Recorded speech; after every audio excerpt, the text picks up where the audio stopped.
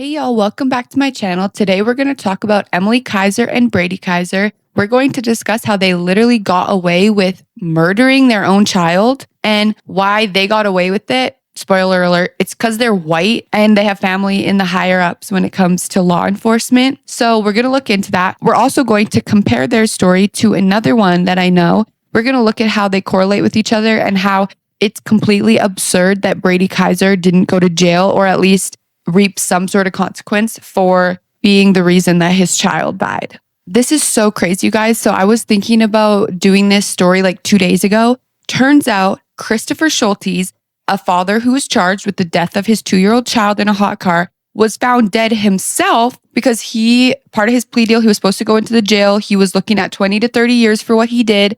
And yeah, now he's dead. So who pled guilty to the murder of his 2-year-old daughter after leaving her in a hot car, has died. Christopher Schulties was supposed to be taken into custody this morning as part of his plea agreement, but he never showed up. Police haven't shared how he died. He was looking to spend between 20 and 30 years in prison. This could honestly be the future for Brady Kaiser too, because could have been the future for Brady Kaiser if his wife did not have connections, because he should be in jail. The story with Christopher Schultes is he was driving around all day with his daughter. They were making a bunch of stops. He left her in the car every single stop. Obviously, he doesn't care about his daughter, didn't even look at her as a human, just left her in the car. Seen returning to the vehicle at 12:47 p.m. At 12:47, neighborhood cameras captured Chris entering the neighborhood. The vehicle was captured pulling into the driveway at 12:53 p.m. Would go do his errands, come back. He went home. She was asleep. So he's like, oh, I'm just going to leave her in the car. Left her outside in the car in sweltering Arizona heat. I want California, Arizona, one of the two. Anyways, she literally roasted to death in there. The cops come because he must have forgot when he realized he lost her. He went out there, got her. She was not breathing. The wife gets home and she's like, how long has it been? How long has it been? And he's like, 30 minutes to 45 minutes tops. That's what he told the police when they kept asking. He was like, I thought the car was on, but the car turns off, so it probably wasn't that long. Anyways, the car shut off consistently at 20 minutes when cops did like testing of it. She was in there for 3 fucking hours, you guys. She was in there for three hours, 3 to 4 hours. 7 p.m. At 12:47, neighborhood cameras captured Chris entering the neighborhood. The vehicle was captured pulling into the driveway at 12:53 p.m. where Parker was left asleep until 4:16 p.m. From about 12:30 to 4. So yeah, like 4 hours. That's how long he left her in the car. And you want to know what he was doing? He was watching porn and playing on his PS4 or like his gaming console. Lounge around the house today. A search of Chris's phone may shed even more light on his activities at the time. Shockingly, around 2 p.m. while Parker slept in the hot car, Chris may have been browsing for men's clothing and searching for adult videos, raising chilling questions about his priorities and state of mind. That's what he was doing while his kid was dying in the car. Okay, so he was going to go to jail for that. I guess he's dead now. I don't know. He was a mess. If you look at I'll show you guys clips of like his interactions with the cops, but he lied to the cops the whole time. Like it was 30 to 45 minutes. Like, I don't know why I'm being viewed as a murderer. And how long was she sleeping in the car out there? I want to say it was no more than 30, 45 minets. The chilling reality is that Parker remained in the driveway for far longer. He treated like a murderer? No. I just lost my video. Not at all. I know that. And I know this isn't. This guy is a complete bullshit motherfucker, and I bet you he does coke. He looks like the type that drinks alcohol and does coke. His wife is a nurse, so she works a lot. She's always at work. He's meant to be like a stay-at-home dad, I think, or something along those lines. And instead, he's being a fucking deadbeat dad, like not giving a shit about his kid, like not thinking about consequences of his actions, only thinking about himself and his life. He was not ready to be a dad. He's an immature man. Like, it's all the truth. This guy is absolutely fucking ridiculous. And he had his wife wrapped around his finger. She thought that he was what he portrayed himself as. The real thing is he was a porn addicted loser. Okay, that's what he was. And you'll see it from all the clips I'm showing you as I tell this story. It's just so wrong. He was so wrong for that. And Brady Kaiser is the exact same way. The story with Brady Kaiser is just the same. He lied because he knew he was in trouble, because he knew he did something wrong. So let's get into that story. Basically, when the cops came, he said, I was sitting out there with them. I saw him on the grass first outside, yada, yada, yada. A bunch of bullshit lies. He told so many lies. After Emilie left, Brady made dinner as he fed someone a bottle, finished his dinner, and went into the backyard. Brady was sitting in a back chair and pointed to the backyard out through the back windows because I was holding baby and I wanted to see child. Child was seen in the grass area of the backyard near a blow-up playhouse. Brady saw him walk from that area in the grass up to the elevated portion where the hot tub was at. That's where I had seen him last. He left him outside. He was lying. He's lying at the scene of the crime. There's no way. I clarified that Brady knew he was outside. He told me when he got up from eating to go outside, I said, okay, I was aware of it.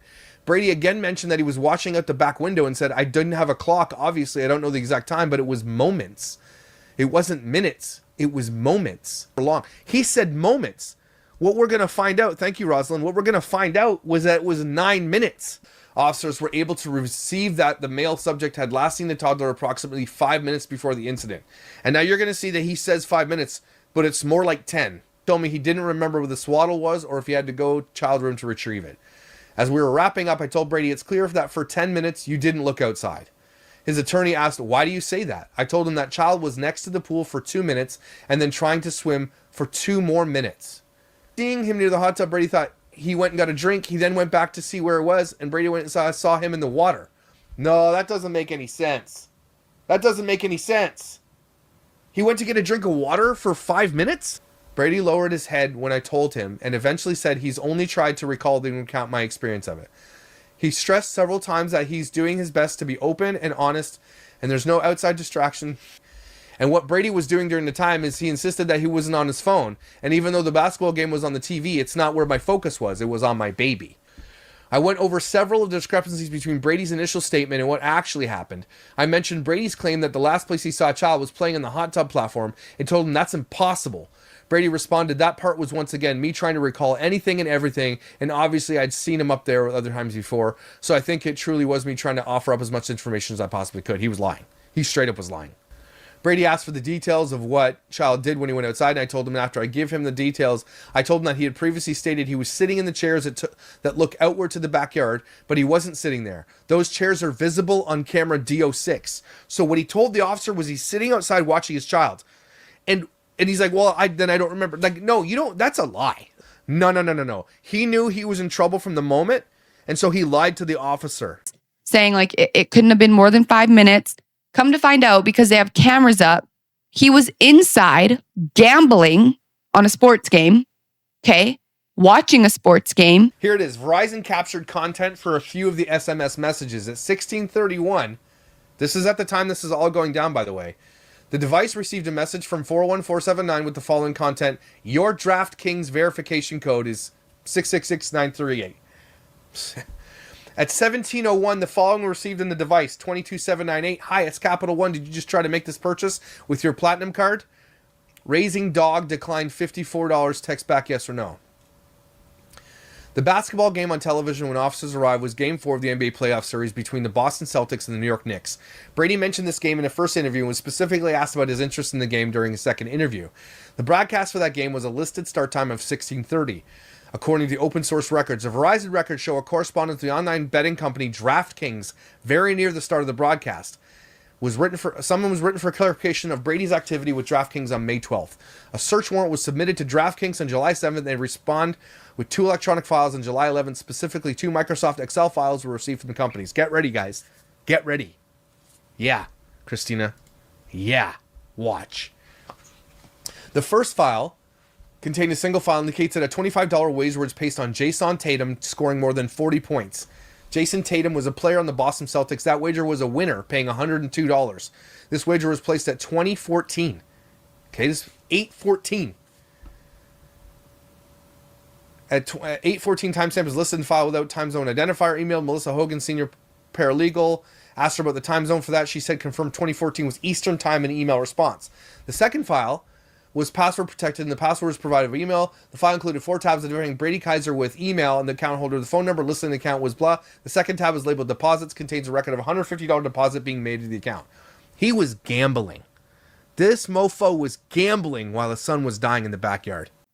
And he knew his son was outside, knew his son couldn't swim, knew the pool wasn't covered, and his child ended up drowning. And when he found his son in the water, he took the time to take his shirt off before jumping in. Yeah. He laid someone on the ground, took his shirt off, and dove into the pool after. So think about someone that's selfish and only about themselves. Like, also, they didn't have a fucking pool fence. Like, both the mom and dad need to be held accountable. Same with the Christopher Schultes case. There was messages of the mom being like, I told you to stop leaving the girls in the car. So she knew that he wasn't reliable and continued to let him stay alone with them. Like, you are both liable in the situation. Emilie Kiser and Brady Kaiser, Brady was gambling, whatever. His son died, okay? Because he was gambling. It's not whatever. It's literally insanity when you think about it. It's insane. So when the cops went and checked the cameras, they saw that Trig was actually outside for 9 minutes, 2 of which he was drowning,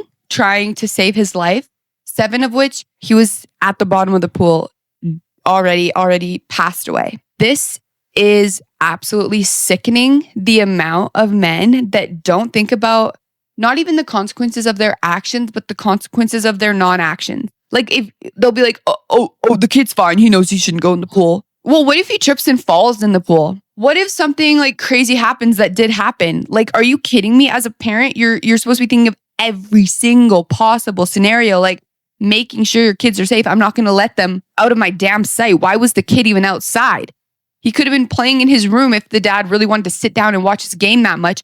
Then make sure that outside is closed off. But no, he was gambling. And that's why I want to talk about the Christopher Schultes case along with this case, because they're the same thing. What was that dad doing? What, a hot car? Outside in a hot car? A pool that's uncovered. They're both equally risky. As a parent, both to me sound like a death trap. Tell me if I'm wrong. I don't think that I'm wrong in that. I really don't think I'm wrong. And I think you all agree with that as well. Think about the addiction. What's the difference between the porn addiction and the gambling addiction? There's not really a difference. They're both addictions. Both of these men's childish, ungodly addictions led to the death of their children. And if that doesn't show the problem with Western men these days, I don't know what does. They're full of bitch ass men that just want to watch porn and gamble, do stupid shit, rely on their wives and be you're like a stay-at-home mom, but you're useless. Like, what even are you? And then your children die because of you. So this Christopher Schultes, like, dying, whatever, I literally don't care. He was such a manipulative bitch. In the one interview when the cops are arresting him, he's like, don't take their father from them, about his other 2 kids. And it's like, you took their father from them because you were a piece of crap, because you weren't paying attention to your kid. Not anybody else's fault. The consequences of what happened, all right? But what I'm going to ask of you... Okay. So, like, that's something pissed me off. Brady Kaiser, the same thing. He lied, and lying shows that you know you're in the wrong. So because he lied, I know that he knows he fucked up big time. And his wife is condoning it and letting him get away with it and not divorcing him because she doesn't give a fuck either. She's probably like, oh, honestly, stress off my back if we don't have to have a toddler. Emilie Kiser is still sick in the head. Like, exploit your children online. Now all of a sudden you want privacy, but you're still exploiting your grief journey now and then. And when your views go down, you talk about it because you know it pumps them right back up. I don't even know if I'm gonna end up posting this video, and I'm gonna try to keep it like short and sweet. But I am very much grieving, and I'm very much going through a lot right now. And I know that there are so many things that I could be talking about right now. Trust me, it is on my mind with what happened to Trig, but I'm not ready. And while I feel ready to return to work and some sense of normalcy, I am not ready to talk about anything about what happened to him. Very much processing the loss of my son. Another similarity between these families is that they're both very well off. Of course, we see Emilie's home in all her videos. It's very nice.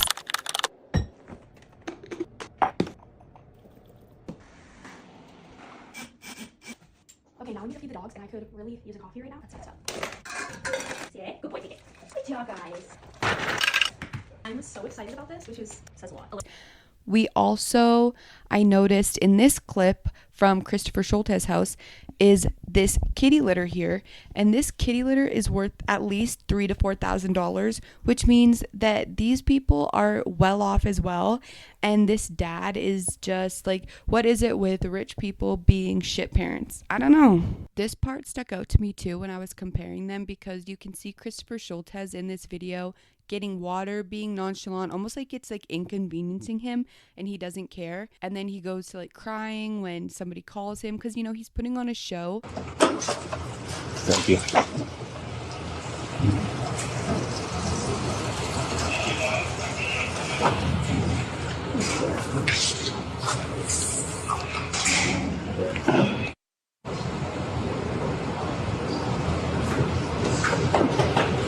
Can we get you anything?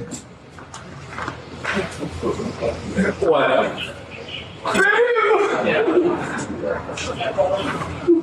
can't believe this.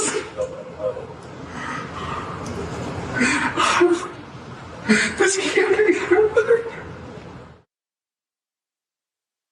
She wants me to try and get her right to the hospital. Hey, we'll accommodate that for you, all right? And it made me wonder if the reason Emilie Kiser got these videos redacted from becoming public, because this is public information, like a cop's body cam footage should be allowed to go public. And I think the reason that Emilie Kiser got that slashed is because it would have shown the way that Brady was acting, probably almost like he didn't care. The cops were saying that he was acting really upset, but I think that there's something in those videos that makes them look suspicious. Otherwise, why does she care so much if they get out? It was probably showing their true colors, just like this one shows Christopher Schultes, and she could not have that because she didn't want her husband to go to jail. Based off of our investigation at this point, right, we have determined that there's probable cause to go ahead and charge you for what happened. Okay. Let's come out here, Christopher. No. It's okay. No. Okay. So, listen. No. Christopher Schultes, the father charged in the hot car death of his 2-year-old daughter, has accepted a plea deal ahead of his upcoming trial. Schultes will now be pleading guilty to second-degree murder. As part of the plea agreement, sentencing will be set for November 21st, where Schultes will face consecutive sentences, which means he'll be behind bars for 20 to 30 years. Here's a look at the terms of the deal. Arizona dad, who was playing video games and searching for porn as his daughter died in a hot car, is admitting guilt after all. I look at the guilty plea in Christopher Schultes' case and how the death of his daughter, Parker, will send him to prison for We all know something fishy is going on, because that doesn't make any fucking sense. So in the Brady Kaiser case, it said Maricopa County Attorney Rachel Mitchell confirmed in a statement on July 25th that Brady Kaiser will not be charged, saying there is no reasonable likelihood of conviction.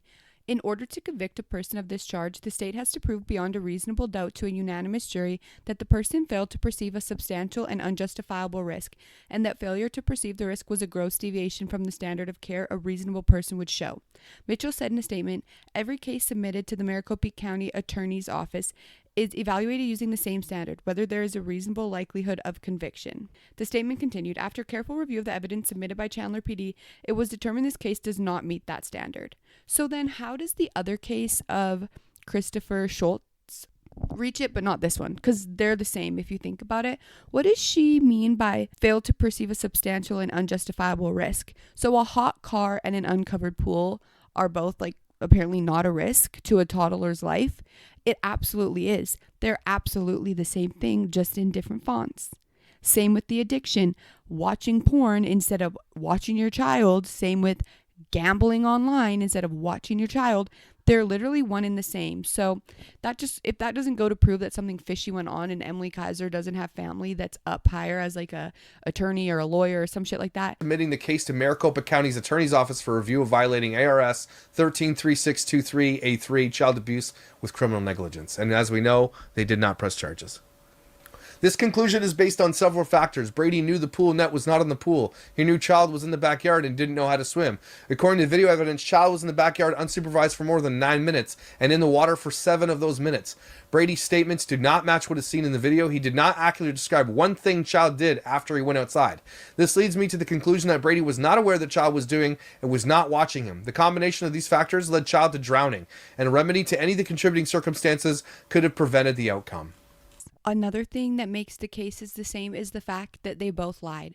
Christopher Schultes lied, and so did Brady, because they both knew that they were in the wrong and that they weren't watching their kid and that they were doing bullshit stuff instead of watching their damn kids. And that is the problem in the Western culture these days, is everybody is a fucking hot mess, selfish, only cares about themselves, and is so addicted to money, porn, gambling, everything that is horrible about this world, they love.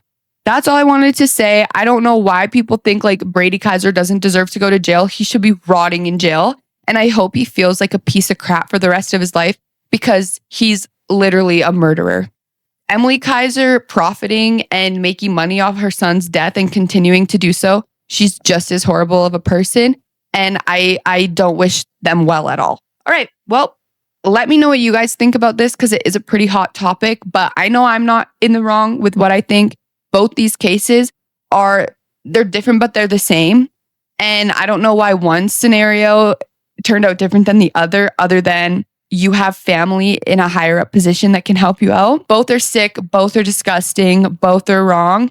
Let me know what you guys think. I love honestly everyone's opinions. I like to bounce off it. It gives me motivation to keep making videos. So it was great talking to you guys, and I'll see you in my next one. Bye.